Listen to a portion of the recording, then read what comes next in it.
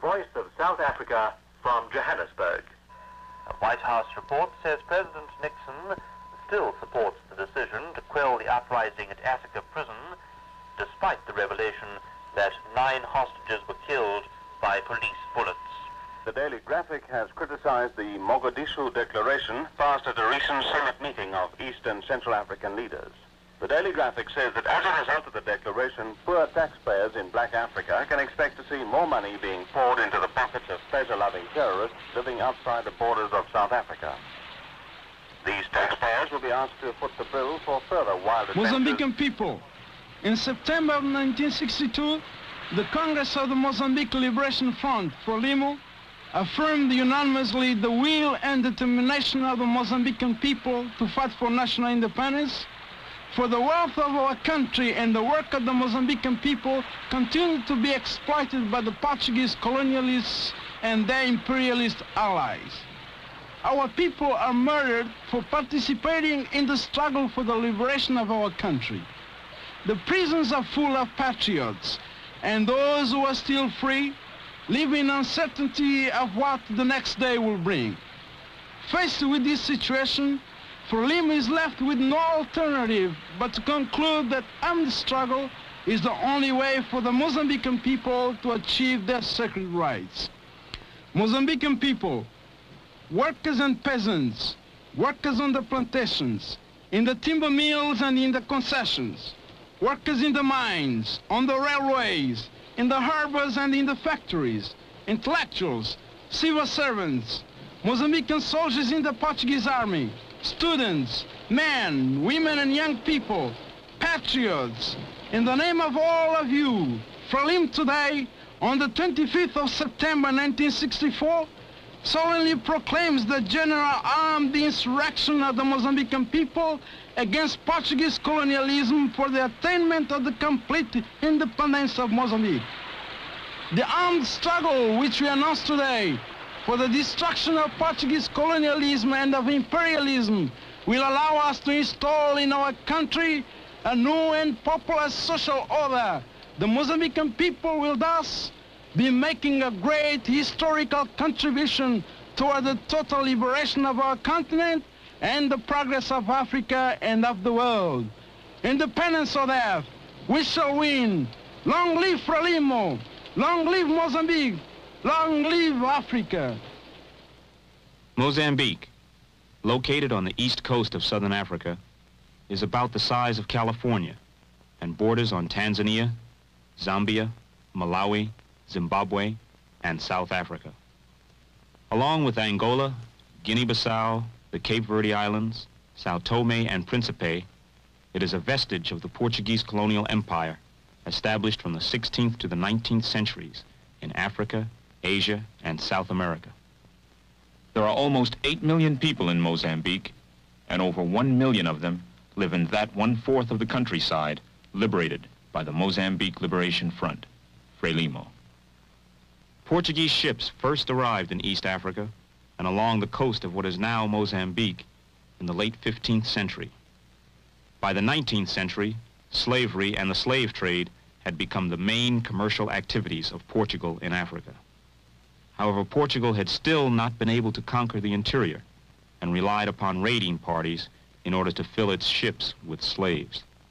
At the Congress of Berlin, 1884-85, the larger European powers divided Africa and ended Portugal's dream of establishing a unified colony linking Angola to Mozambique. Portugal then set out to conquer the interior areas of the territories assigned to it by the larger imperial powers.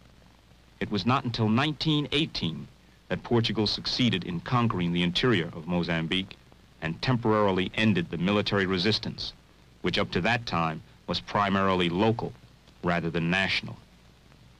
South Africa's stake in Portugal's colonial war lies in the fact that a free and independent Mozambique is critical to the liberation of Zimbabwe and South Africa itself.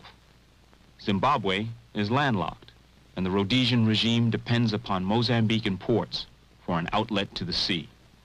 South Africa utilizes Portuguese control of Mozambique in the following manner. First, as a buffer to protect itself from guerrilla warfare by the South African people.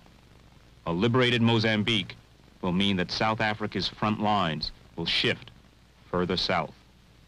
Secondly, most of South Africa's mines are located in the Transvaal, and the shortest and therefore cheapest way of shipping the gold, diamonds, and platinum mined in South Africa to Europe and North America is through Mozambique's natural deep-water ports. Thirdly, South Africa has a chronic shortage of labor. Every year, Portugal permits South Africa to press over 200,000 Mozambican men into working in the mines of the Transvaal.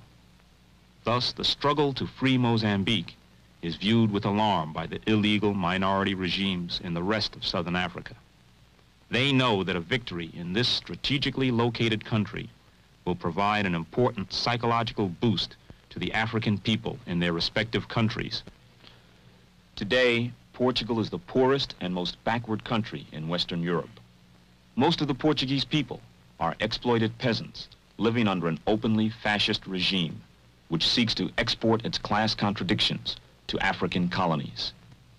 Yet since 1961, Portugal has been fighting to maintain its colonial position in Africa.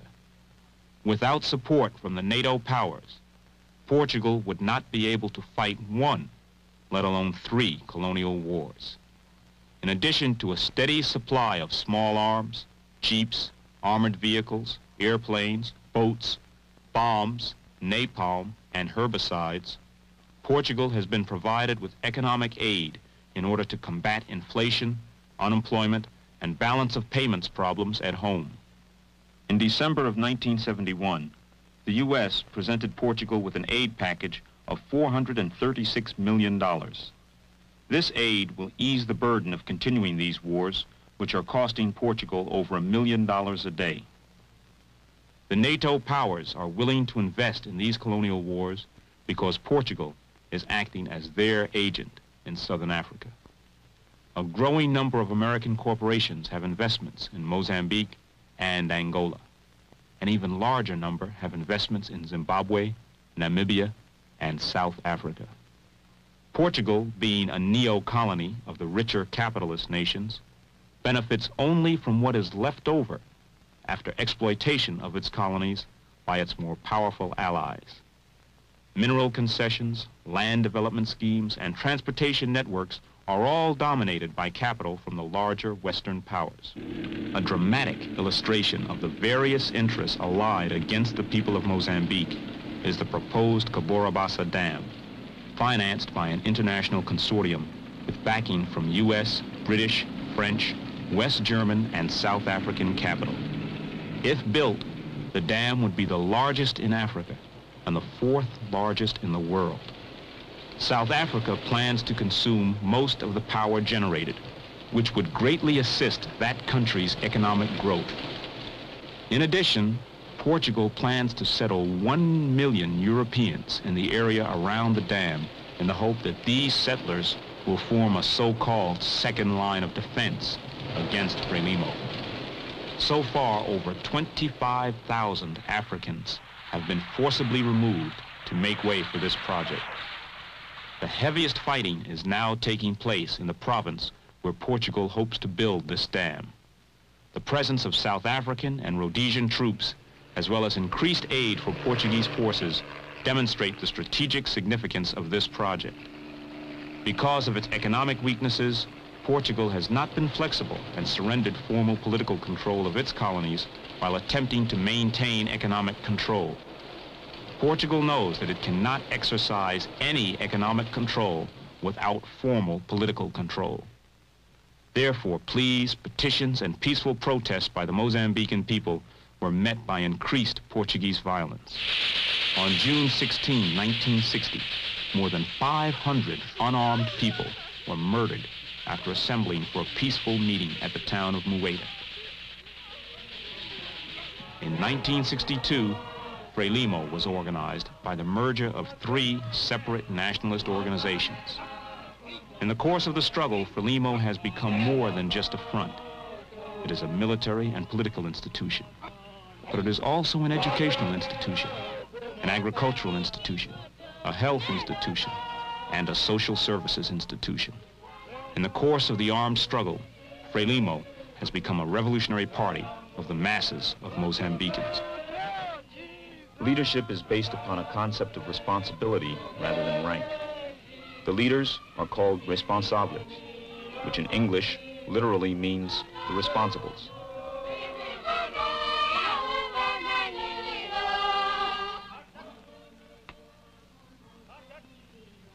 If one were asked to identify the leadership or policymakers of FRELIMO, one need merely point to any school teacher, any peasant engaged in agricultural production, or any group of children laughing and playing in the liberated areas. In working for a common goal, people have learned to submerge their own individual egos, and individuals do not assume positions of responsibility with an idea that he or she has inherited a position of prestige or power on an individual basis.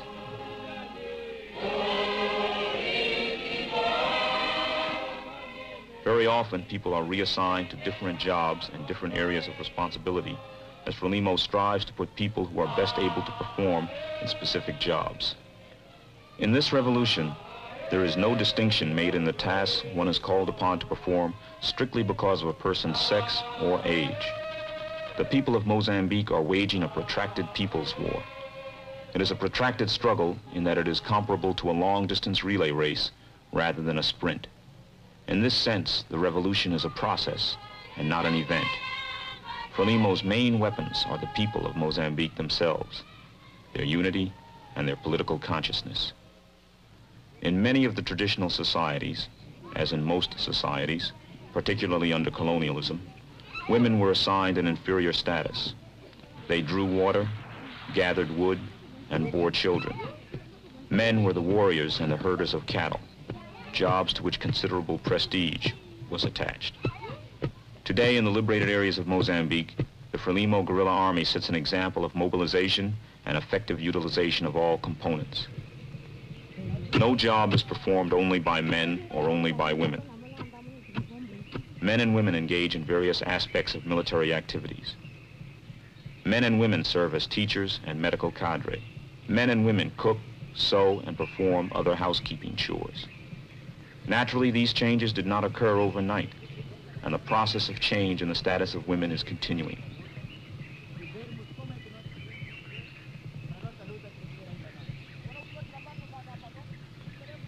In 1967, the first group of women began full-scale political and military training in order to make them more capable of fulfilling whatever task the revolution might require.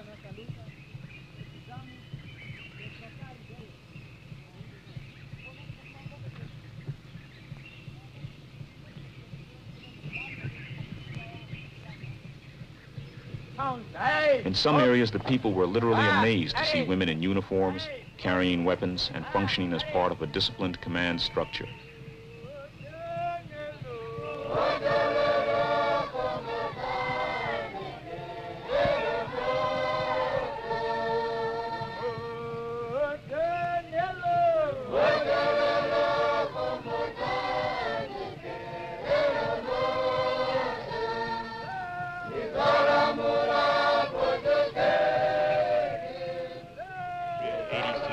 The people of Mozambique are the first to say that they still have a way to go in changing the status of women, just as they have a long way to go in all other aspects of the struggle. However, revolution must be viewed as a dynamic process with constant change.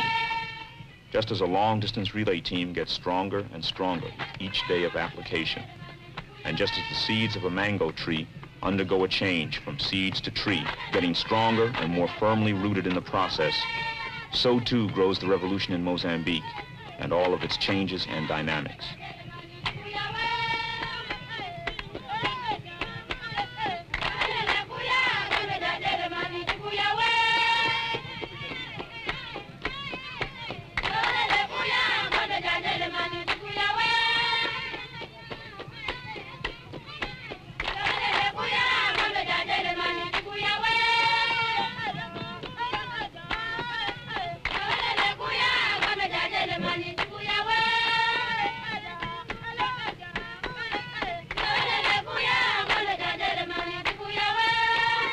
Today, in the liberated areas of Mozambique, Young girls are attending school in large numbers for the very first time. The life which they grow into will be very different from that which older women grew into. One of FRELIMO's first priorities has been education. The first president of FRELIMO, Eduardo Munlan, who was assassinated by Portuguese agents in 1969, had this to say about education. We have always attached such great importance to education because, in the first place, it is essential for the development of our struggle, since the involvement and support of the population increase as the understanding of the situation grows. In the second place, a future independent Mozambique will be in very grave need of educated citizens to lead the way in development. In the liberated areas, primary or elementary schools were established with very basic materials. Where classrooms exist, they are built by the students and teachers themselves out of the materials found in the forests or bush. For the first time, students are being taught very basic skills: how to read and write, how to add and subtract, something about themselves and their country. They learn about Africa, its past, its present, and its future. Every day in their lives, the future of Mozambique and the rest of Africa is being shaped. In their lives, education is not a way for them to achieve upward mobility or isolate themselves as an intellectual elite, nor is it a meaningless abstraction which leads to dependence upon external economic conditions. Instead, they are learning these basic skills so that they can teach others of their people the same skills. Plus, in their daily lives, they know the importance of being able to count the number of soldiers, planes, and bombs that the enemy uses. Even though there are no expensive school buildings or other such facilities, the work of education goes forward, as the most important components of any school are students willing to learn, teachers willing to teach, and a common motivation to achieve a common goal or objective. The students and teachers work together in this respect. When school is out, the teachers do not go one way, into cars for a trip home to exclusive suburbs, while the students go another way, deeper into a ghetto. Instead, they are all part of the same mass movement, and the teachers live, work, and struggle in the bush with all of the people. You will never hear of teachers from FRELIMO striking because they have been asked to perform so-called non-professional duties. You will never hear of teachers from FRELIMO striking over issues which affect only their own economic interests at the expense of the community. You will never hear of students or teachers being disrespectful of each other or assaulting each other. No one is a specialist, and in the course of the struggle, everyone is called upon to perform many tasks.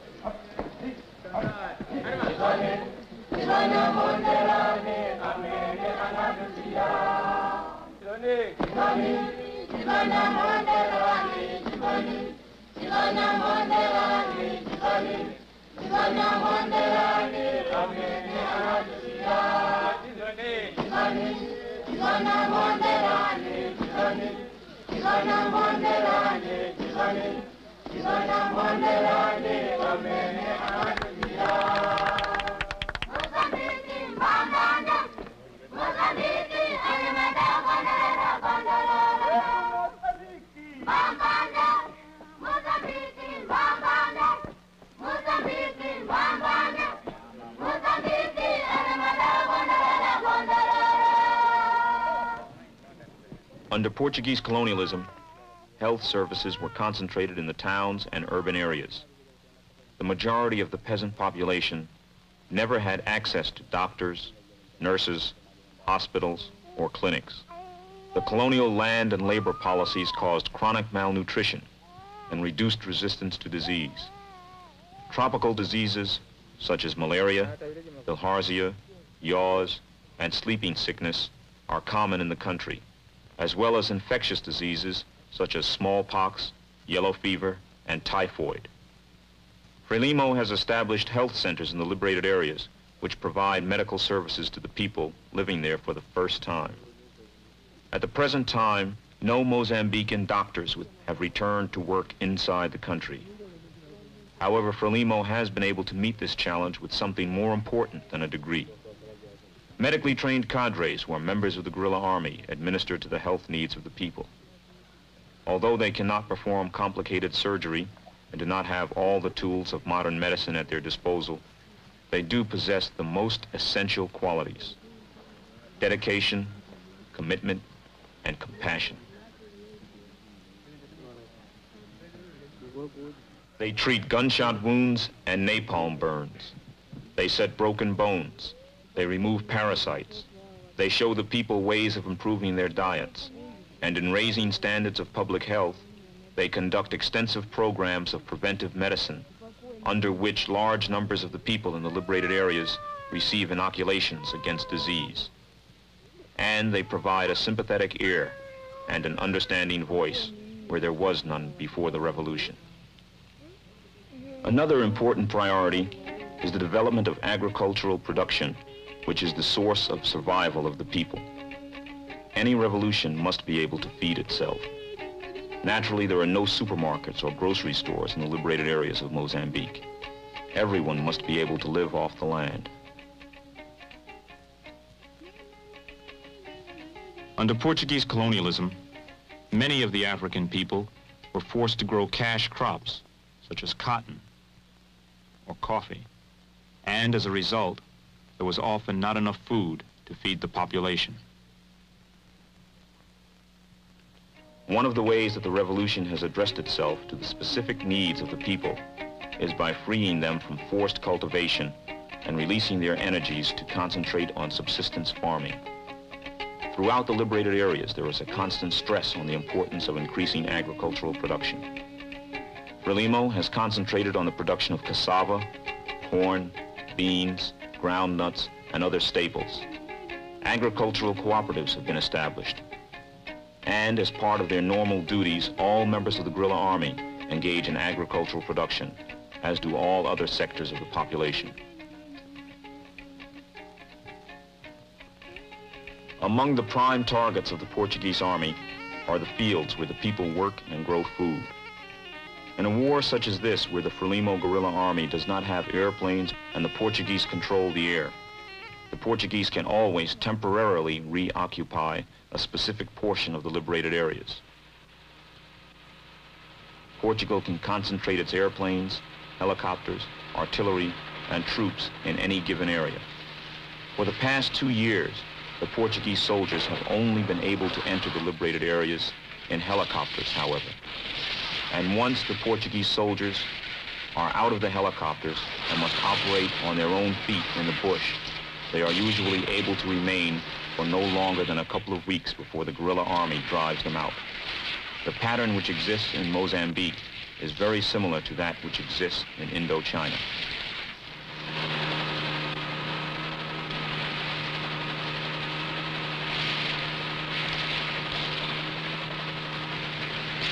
During its offensives, the Portuguese army has 3 objectives. 1, to destroy as much of the people's food as possible in an effort to starve them out. 2, to terrorize the local population, to make them feel unsafe and insecure in the liberated areas, so that they will feel that FRELIMO cannot protect them as the Portuguese attempt to disrupt their normal lives. 3, to destroy as many of the institutions of national reconstruction as possible. This means that all schools and clinics and hospitals, all nurseries in the liberated areas are military targets. Every man, woman, and child, and every leaf on a tree that breathes is a military target. Due to the nature of the war that they are fighting, the Portuguese soldiers feel that if they destroy a hut, they have destroyed a school, hospital, or a clinic. If they destroy 5 or 6 huts, they feel that they have destroyed a base or a village. What they are incapable of understanding is that these institutions all exist in the hearts and minds of the people, in their spirit and their determination to resist. The institutions are in fact the people themselves and not the structures that house the institutions temporarily. So when these attacks are launched, everything is moved out of the huts and into the bush.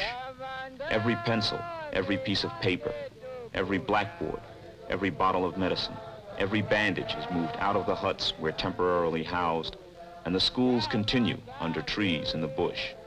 The nurseries continue under trees in the bush. Food, which has been hidden for purposes such as this, is brought out and prepared. In every single dimension, the struggle continues, even during full-scale offensives and terror tactics used by the Portuguese army. A Luta Continua, which means the struggle continues, are the words with which Eduardo Mondlane, FRELIMO's first president, used to end his letters. Inside the liberated areas of Mozambique, these words take on important meaning as the concept of continuing the struggle, no matter what obstacles are faced, springs to life. The revolution in Mozambique is not made only with guns. Weapons are important components of the struggle, for without weapons, the people would not have been able to drive the Portuguese soldiers away and establish liberated areas in which they could begin the job of national reconstruction. However, the people of Mozambique place their weapons in the proper perspective as tools. They are tools just as the pencil and the farm hoe are tools. One of the things that the revolution must do is change the pattern of life of the people waging the struggle. In this context, FRELIMO was like a farmer planting seeds, nurturing and transplanting these seeds in order to produce stronger trees, which will be the foundation of the new society. At the Infantario Josina Machel, a human transplant is taking place. A FRELIMO responsible describes this process.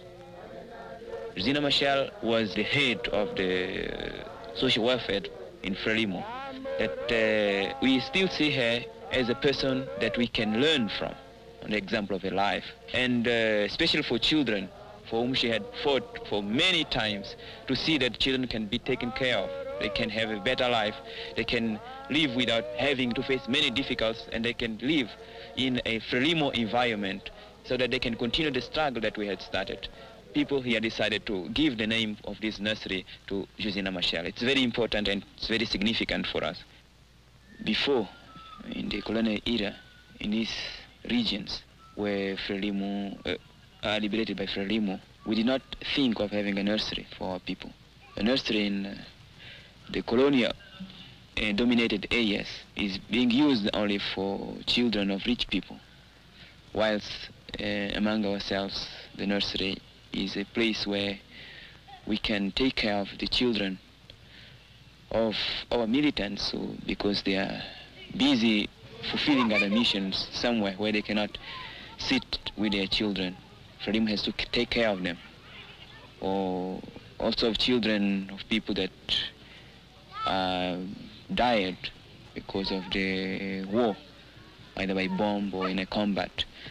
And also we use our nursery to take care of children that come from the zones which are still under the Portuguese control. Let's say children that we liberate from the Portuguese concentration camps. So this is the place where we bring all these children together and we educate them in a way to understand what FRELIMO is and what they are in our struggle and what FRELIMO expects from them. And we consider, because of that, this as something like a viveiro, but it's a place where we plant the seeds that later on are going to be transplanted into big chambers or big fields so that they can produce whatever we need, whether rice or cabbage or things like that.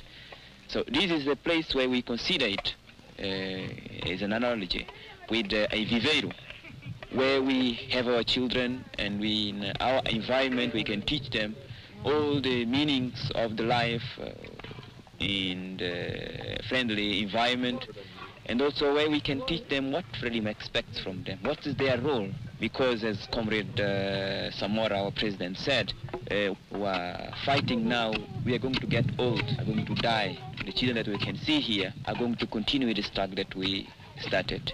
They are the real continuadores, and because of that, they have to assume all the traditions, all the aspirations of our people, to fight Portuguese colonialism and imperialism.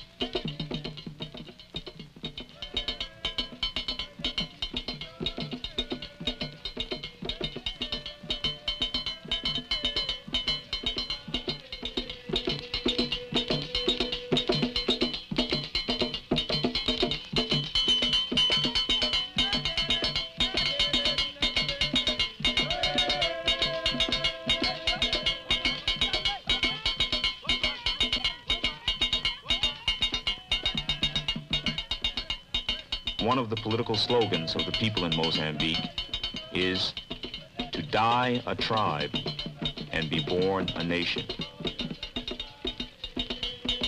The guerrilla army is completely integrated. It is composed of people from all 9 provinces of Mozambique and all of the different tribes.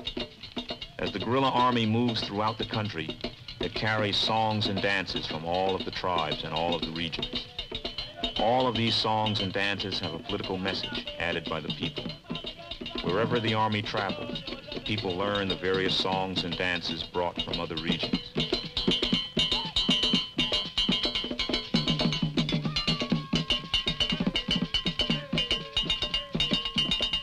FRELIMO says that none of these songs and none of these dances belong to any one tribe or to any one region. They are part of the national culture and part of the national heritage.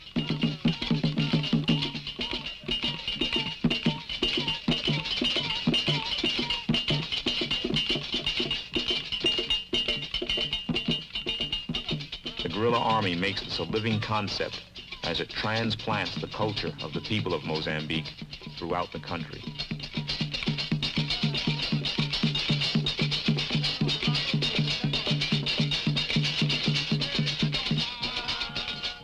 The struggle to free Mozambique is being waged by people. People who have overcome many obstacles and who face many more. However, no march is too long for them, nor is any other task too difficult. In the words of Samora Machel, FRELIMO's president, when we march, we feel stimulated and content, because during the march, we learn about ourselves and we resolve any individual problems. During the march, we perspire as a group, and each drop of sweat fertilizes our soil and consolidates our unity. We do not have airplanes or cars, but we have something else, the numerous mobile, or 2 legs. The cannon, mortars, mines, and grenades which destroy the enemy are all transported by the numerous mobile. Here we can measure the importance of mankind. Man is strong, stronger than an elephant, stronger than a car. Man is the decisive factor in a war of national liberation. Viva FRELIMO! Viva FRELIMO!